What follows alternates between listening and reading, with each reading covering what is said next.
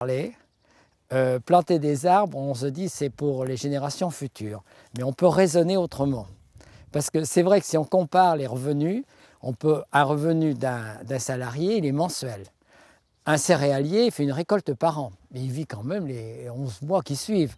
Il suffit de l'intégrer dans sa gestion.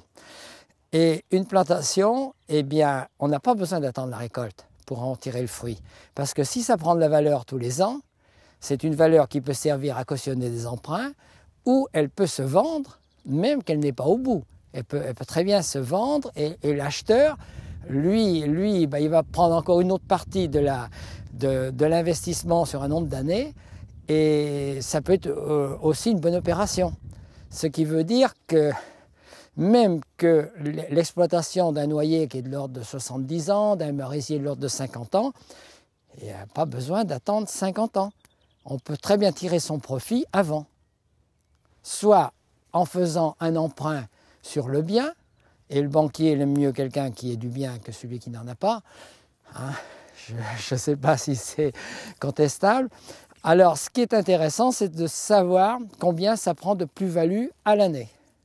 Voilà mon raisonnement.